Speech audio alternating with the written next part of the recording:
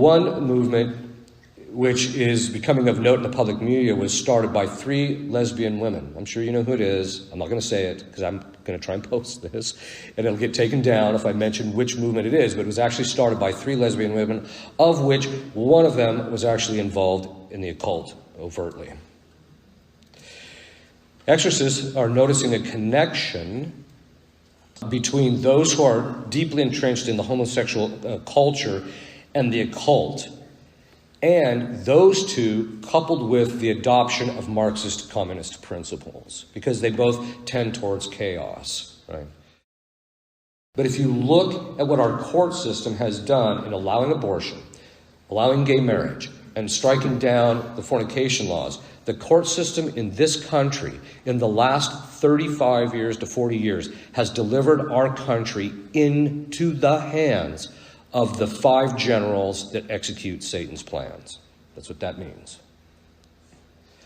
What about the civil authorities? Well, you can watch my series on communism and Satanism, and you actually see that communism, the deep state is just another name for communism, but if you actually look at the communism and Satanism, their psychology, like, for example, when I deal with demons in session, the constant lying, the constant manipulation, the attitude that they're superior and they have a right to rule, things like that. If you look at the psychology of communism and Satanism, they're identical.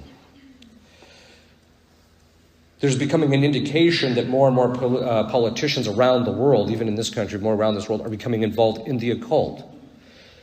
In Switzerland, when they opened up the New Gothard Tunnel, they actually had a ritual. And that ritual, you can actually watch it. I don't recommend it, but you can watch it on YouTube. It was a ritual to Baphomet, the demon of child sacrifice. And you have all these, you have Merkel was there, you had all these people from from Asia and that type of thing, sitting there, these heads of states sitting while this ritual to Baphomet is going on in there, and they're just sitting there like this is totally normal behavior. And then there's other indicators too that the civil leaders are becoming more and more involved in the occult. Not all of them, obviously. Then there's the supportive groups whose leaders are involved in the occult. They support groups. So, and we're seeing that. So on the side of our enemy, they've got a lot of power. They've got a lot of influence. On the side of the church militant, so that on our side of the battlefield, so that's one side of the battlefield. On our side of the battlefield, it's not looking so good. The bishops are allowing the civil authorities to use COVID to essentially shut down the spigot of grace, to shut us down so that we can't go to Mass, can't get to confession, can't get the sacraments. There's less communions, less confessions. Mass attendance has dropped. It's unlikely it'll ever return to the pre-COVID state, and even then it wasn't very good. The bishops who are supposed to be the generals in this battle are nowhere to be found in the spiritual battlefield, with a few exceptions. There's a few of them. In fact, my experiences in dealing with bishops, because I have to deal with them a lot, because in order to do an exorcism in a particular location, you have to have the permission of the local ordinary, that most bishops are will just simply give you the jurisdiction or give you the faculties to do so, and then tell you, I don't want to hear any more about it. They just literally want to run from it. The mystical body of Christ is not in a good way. What most people don't seem to realize is that the sin that they commit affects everybody else, because by committing this sin, you do 2 things. One, you detract from the holiness of the members of the mystical body of Christ, which means that the amount of merit that is being gained, and therefore the graces coming into the world, which would come from your merit, is being reduced. The second thing is you're empowering the demons in the lives of other people, by bringing the demons into this world by the disorder of the sin. Let's face it, people are not virtuous, generally. How do you know that? All you have to do is look what happened after Katrina. It degenerated. That Katrina showed us, God was showing to us, this is what we are as a nation. We are unvirtuous. The minute things got bad, it degenerated into looting, into gangs, etc. There was very little rational control that people were exercising. And people are not virtuous, even the Catholics. According to the Heritage Foundation, we have this statistic that 95% of Catholic couples are either currently now using contraception or have used contraception. So 95%. And so the statistic, you know how they got the statistic? Bill Clinton. He wanted to find out how serious the Catholics were in leading their faith. So they did an analysis and did a study and found out that that's the statistic. 95% of Catholics are using contraception or have used contraception. Then, of course, there's just the self-abuse and the pornography. I'm going to talk about pornography a little bit later because it's become a gargantuan problem in our side of the battlefield because it's something that the exorcists are having to combat with and people who are watching it. Then there's a general lack of fortitude among men. I mean, men are just so effeminate today. You know, if you're going to battle and you've got a formidable force, which the demons are extraordinarily powerful if we let them be, then we have on our side people who are just weak. And then you have women who are unmodest. Then there's, of course, the problem of usurpation within the family among women and among the society and among the culture. Then, of course, there's the feminist movement, which, by the way, has its direct correlation and connection historically and intellectually to communism, has fully affected even Catholic thinking. When you talk to people about Catholics, even good Catholics, about the natural law structure that God had designed the family to be, the vitriol you get is a little astounding.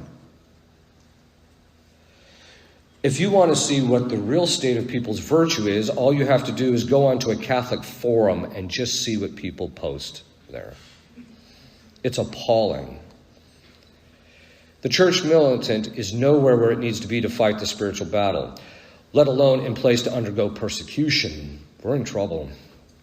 The state of the church is beyond human correction, in my estimation.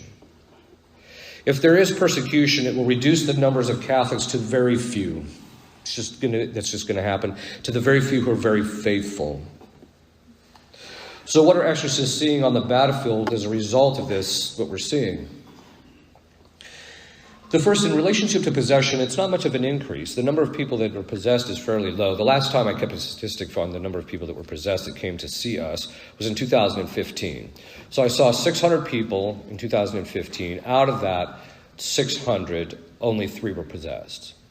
So it's about, it's usually about 0.5 or 1.5%. And I think that the 0.5% of population is generally true out there, but it's increasing because of what people are getting involved in. So possession is pretty much the same, but the possession to get people liberated is becoming more and more and more difficult, even when on the side of the people who are possessed, they're doing everything they possibly can in order to get this thing out. And yet it's just that demons are so empowered because of the state of the world. Then there's diabolic obsession. That's where the demons attack the person psychologically. We are seeing a drastic increase.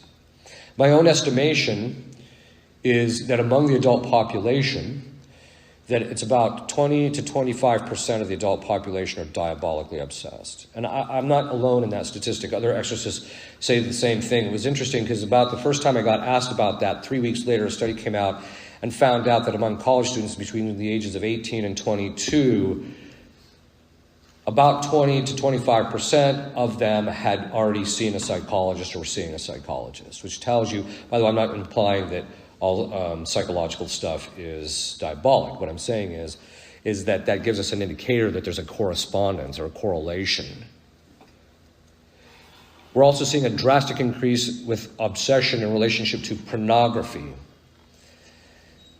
What people don't seem to realize is that what happened is that the Satanists taught the people in Hollywood, and then they also taught the people in the music industry.